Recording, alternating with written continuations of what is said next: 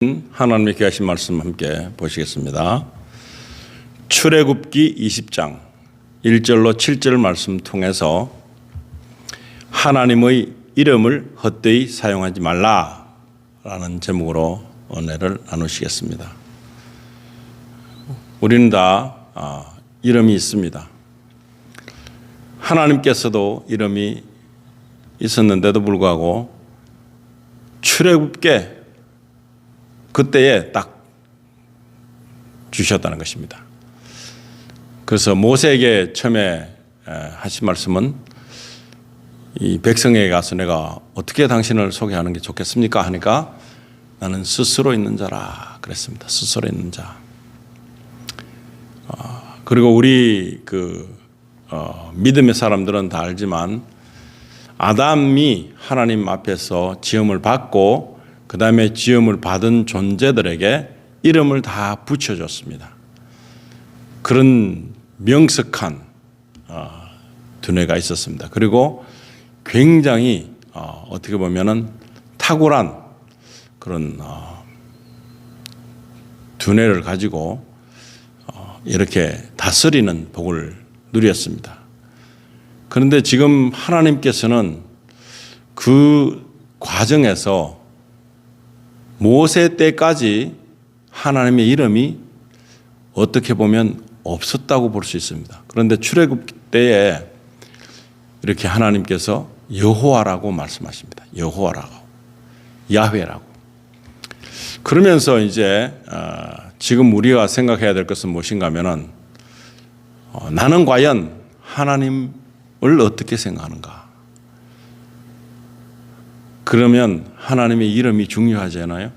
우리 모든 사람에게 중요합니다. 우리 각자의 이름도 중요하고 어떻게 불려지는가에 따라서 굉장히 중요한 의미를 가집니다. 그래서 이 말씀을 보면서 정말 하나님께서 계획하신 것은 우리 사람들에게서 굉장히 중요하구나 하는 것을 깨닫는 것이 첫 번째입니다. 말씀을 보면 출애굽기 20장 1절에 보시면은 하나님께서 이 모든 말씀을 일러 말씀하시기를 2절에 나는 이집트 땅 종의 집에서 너를 데리고 나온 주 너의 하나님이라 그럽니다. 이때 하나님은 구원자의 하나님, 너희를 종되었던 그 종살이에서 이제 완벽한 하나님의 백성으로 부르신 것을 다시 상기시키고 계시다는 것입니다. 하나님의 백성이 됐을 때의 그 차이는 지금 많은 의미에서 보면 별로 아무것도 아닌 것처럼 보이지만은 너무나 중요합니다. 영의 세계에 가면 하나님의 백성으로 사는 것, 하나님의 자녀가 되는 것은 너무나 큰 특권을 누리고 사는 것입니다. 천사들도 복종하는 것입니다. 아주 중요한 위치인 것입니다. 그런데도 아직도 이 하나님이란 분을 모르고 있는 사람들이 많이 있습니다. 그리고 하나님을 믿는다고 하지만 무엇을 믿는지를 모르는 사람들도 있습니다. 이스라엘 백성들을 이제 다 집결시켰습니다. 시내산 밑으로 집결시켜서 경계선을 두고 그 이스라엘 백성들을 앞에서 하나님이 직접 나타나셔서 모세를 통해서 말씀하시지만 지금은 모세를 불러서 이스라엘 백성들을 정결케 하게 하고 그 다음에 모으라 그럽니다. 산길석에 모으라. 그리고 만약에 경계선을 넘어서거나 산을 올라오는 사람이나 동물은 가차없이 죽음을 당한다는 것입니다. 그리고 아론을 불렀습니다. 아론을 가까이 오게 해라 합니다. 하나님께서는 아론도 알고 계시며 또 모세도 알고 계시고 지도자만 알고 계신 것이 아니라 모든 사람들 다 알고 있습니다. 성막을 지을 때도 그 장인들을 기술자를 부를 때도 각각 이름을 불러서 그들을 채용하라고 지시합니다. 우리가 아무리 세상적으로는 하찮게 보이는 사람이라 할지라도 하나님은 우리를 각 사람을 굉장히 소중히 여기는 사람, 지음을 주신 하나님이라는 것입니다. 여기서 이집트 땅 종의 집에서 너를 데리고 나온 주 너의 하나님이라. 이 구원이 연결되는 것입니다. 오늘 이 구원이 이루어지는 이 순간에 다시 한번 이스라엘 백성들 앞에서 상기시킵니다. 모든 사람들 다 모아가지고 이제 하나님이 지시하십니다. 이건 모세에게만 준 말씀이 아니라 이스라엘 모든 백성들 다 모아둔 상태로 말씀을 하시는 것입니다. 3절에는 너는 내 앞에 다른 신들을 있게 하지 말지니라 그럽니다. 예상이 되어지죠. 이 예상 문제를 보면 분명히 다른 신들을 만들 것이라는 가상적인 모양새가 드러납니다. 이렇게 직접 하나님이 말씀하고 계신 것을 듣고도 그들은 우상을 만들었거든요. 하지 말라고 분명히 말씀을 했건만 사람들은 다 알면서도 하나님을 우습게 여기고 하나님을 제쳐두는 것입니다. 이스라엘 백성들을 애굽에서 이집트에서 탈출시킨 존재가 금송아지라고 변형이 되는 그런 사건이 조금 후에 벌어지는 것입니다. 그런데 이런 사건이 있을 것이라는 그런 가상적인 모양이 보이지 않습니까? 사람은 어쩔 수 없다. 뭐 이런 거 다 핑계입니다. 다른 신들을 절대로 수용하면 되지 않습니다. 왜냐하면요, 4절에 너는 어떤 새긴 형상도 내게 만들지 말고 또한 위로 하늘에 있는 것이나 아래로 땅에 있는 것이나 땅 아래 물에 있는 것의 어떤 모습이든지 만들지 말며, 사람이 만들어 가지고 신이라고 한다는 것을 추측하게 하는 것입니다. 신의 그 기준치도 모르면서, 신의 그 전지전능성을 모르면서 아무거나 끄집어내서 신이라고 하는 그런 인간의 무모함을 다시 한 번 더 그렇게 하지 말아라 합니다. 얼마나 모양 빠지는 일인지 모릅니다. 이 말을 듣는 사람들 중에서 정말 하나님을 아는 자는 이 말씀은 애기들이나 들을 이야기지 나는 아닙니다 할 정도가 나와야 됩니다. 우리가 이렇게 될 것이 아니라고 부인을 해야 되는데 그렇게 할 수 있는 여건적인 사람이 아무도 없었다는 것도 사실이고, 그리고 이것이 사실적으로 되어져 버리는 그 상황에 어떻게 변명할 것인가 하는 것입니다. 하나님이 분명히 이걸 모세한테만 말한 게 아닙니다. 온 이스라엘 백성들을 모았습니다. 19장에 보시면은 그 모든 백성들이 정결케 되면서 모든 내 모습을 깨끗하게 한 뒤에 하나님을 만나려고 모였습니다. 그런 과정에서 귀담아 들어야 되는 것입니다. 굉장히 신중하게 들어야 되는 것입니다. 너무나 귀한 말씀이기 때문에 놓치면 되지 않는다는 생각을 하고 집중해야 되는 것입니다. 5절에는 너는 그것들에게 절하지 말고 그것들을 섬기지 말지니라. 이는 나 주 너의 하나님은 질투하는 하나님이니 그럽니다.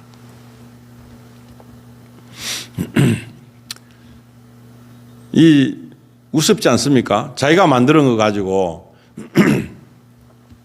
그것에다가 절을 하고 숭배하고 그런 일이 있을까라는 것을 상상이나 하겠습니까?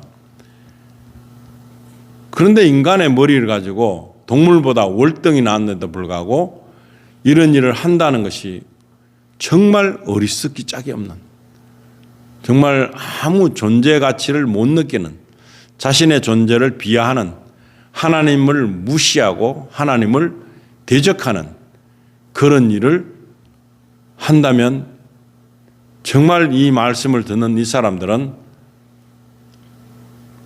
너무나 신중하게 들었어야 되는 것입니다. 질투하는 하나님이다. 그것은 그만큼 사랑을 한다는 것입니다.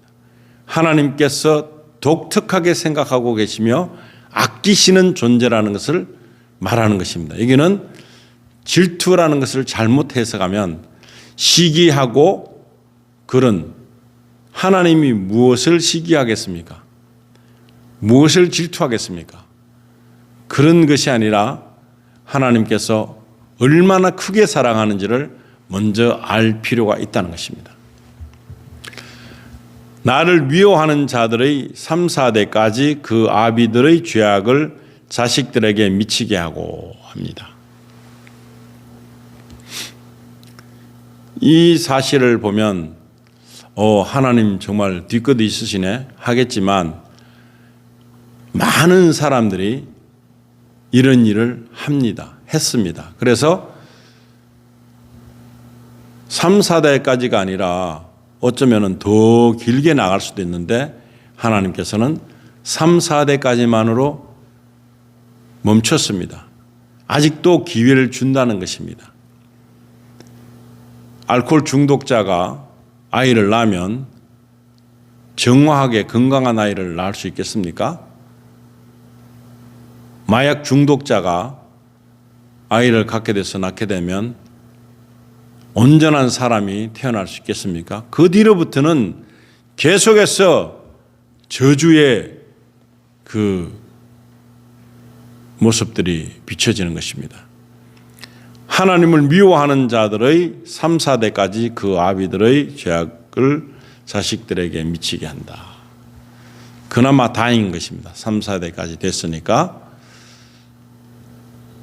아직도 기회를 주시는 하나님. 정말 터무니없는 일을 했었어도 그걸 용서하려는 여지가 보여진다는 것입니다.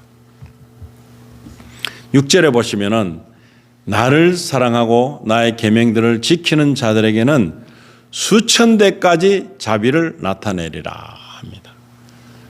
하나님을 사랑하고 하나님의 계명들을 지키는 자들에게는 수천 대까지 자비를 나타내리라. 지금도 이 시간에 이 말씀을 보는 우리는 하나님의 자비가 없었으면 이 말씀도 들을 수 없으며 이 말씀도 온전하게 우리에게 전해질 수 없다는 사실입니다. 이것도 은혜인 것입니다. 하나님께서 이런 특혜를 제공하시는데도 불구하고 우리 많은 사람들은 하나님과 대적 관계를 만든다는 것입니다.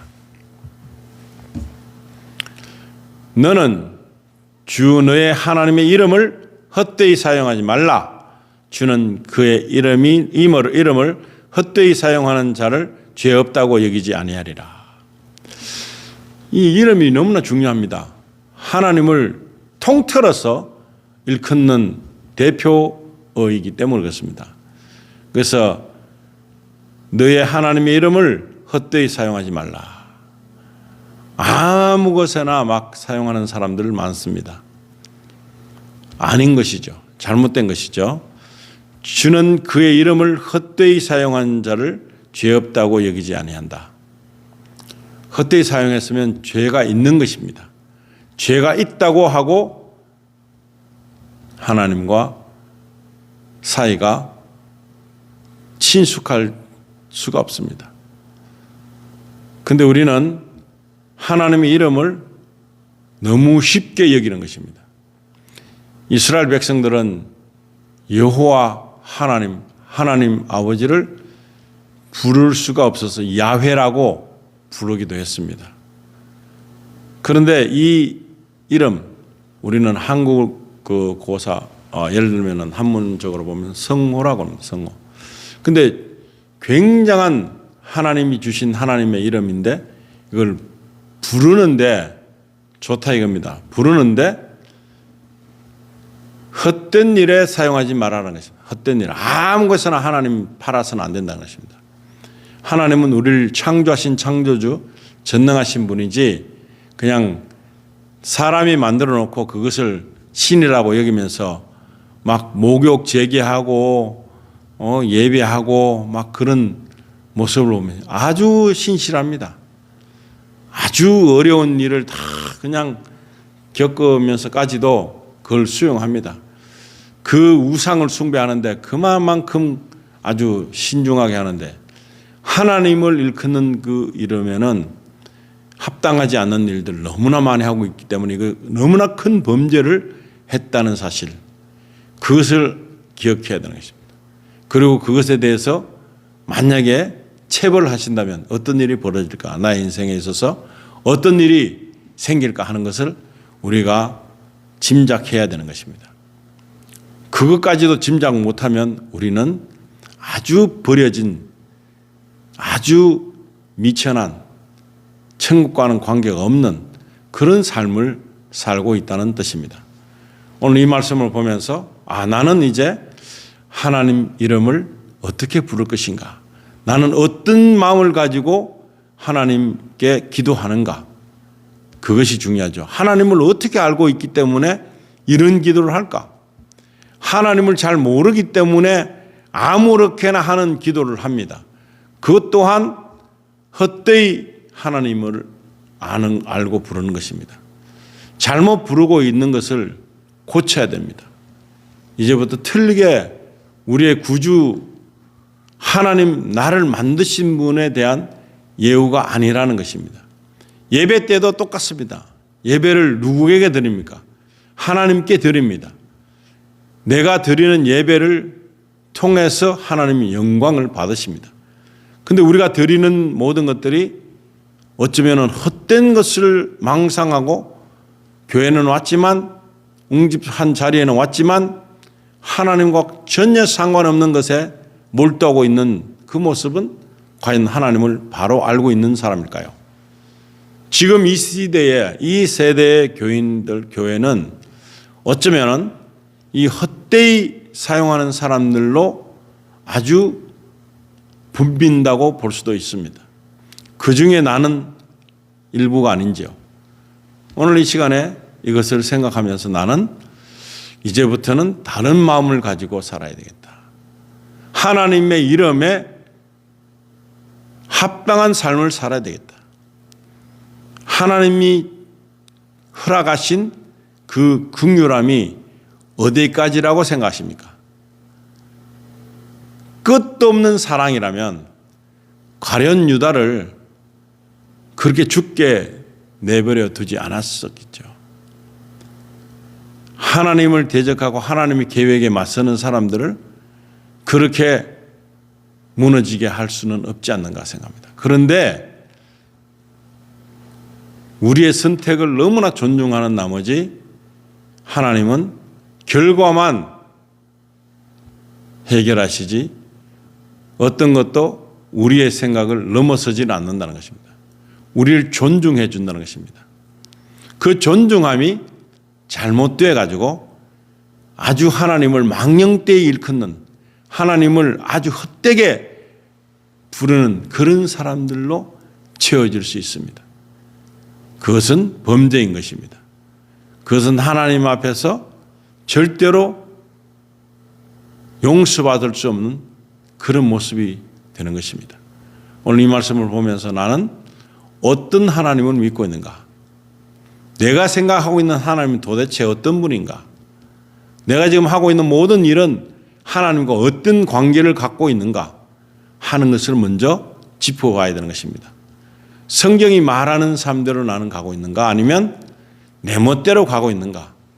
내 멋대로 생각하는 하나님은 아닌가? 내가 만들어 놓은 하나님이라면 내가 이름만 하나님이지 내가 만들어 놓은 그 어떤 우상적인 모습이 되는 것이죠. 그래서 이것을 모르고 있으면 어떻게 될까요? 결국에 예수님 모시는 그날에 예수님께서 나는 너를 알지 못한다. 이것저것 다 했는데요. 하나님 이름으로 했는데요. 난 모른다. 이러시잖아요. 왜 그럴까요? 하나님을 모르고 한 것입니다. 하나님의 속성을 알지 못하고 내가 만들어 놓은 어떤 하나님의 어떤 형상으로 하나님이라고 섬겼다는 것입니다.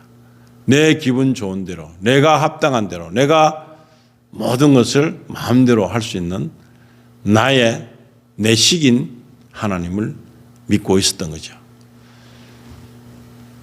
그러면 하나님의 백성이 아닙니다. 하나님의 백성이 아닌 사람은 이 땅에서도 내세에서도 전혀 관계없는 하나님과는 연계가 없는 삶을 사는 것입니다. 오늘 이 말씀을 보면서 나는 하나님을 어떻게 여길 것인가? 정말 나를 창조하신 분으로 여길 것인가? 나를 주장하시는 분으로 여길 것인가? 아니면 내 마음대로 하는 것에 이름만 하나님이라고 붙이는 그런 우상인가? 구별하여서 결정하는 선택이 필요합니다. 성경적으로 이해하지 못하고 세상적으로 하나님을 이해하고 있다면 나는 오류 속에 빠져 있는 것입니다.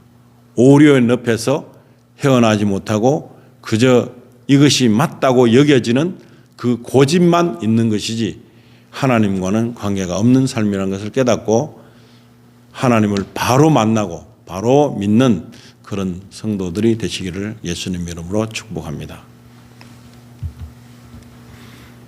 아버지 하나님 감사합니다. 말씀을 주셔서 정말 오늘날 많은 사람들에게도 함께 해당하는 시내산 앞에 모였던 이스라엘 백성들이 들었던 이 말씀처럼 오늘 이 시간에도 하나님께서 우리에게 말해 주시는 줄로 믿습니다. 이 주신 말씀을 우리가 지난 것이야, 아무것도 아니야, 나와는 상관이 없어, 그렇게 여기는 사람들도 있을 수 있습니다. 그러나 이 말씀에서 천대까지, 수천 대까지 복을 주시는 하나님을 사랑하고 하나님을 온전히 믿는 사람에게 그런 복을 주시는데 그 수천 대까지 가고 있는 과정에서 우리가 지금 이 하나님의 말씀을 만났습니다. 이 말씀을 따를 것인가 아닌 것인가 하는 것은 우리의 선택에 있습니다. 우리가 바른 선택을 할 수 있도록 하나님을 온전하게 믿을 수 있도록 다른 우상 속에 하나님을 접목시키는 것이 아니라 온전히 나를 창조하신 하나님을 믿는 그런 하나님의 백성이 다 될 수 있도록 축복해 주시길 간절히 바라며 우리를 구원하신 우리 주 예수 그리스도 이름으로 기도드리옵나이다. 아멘.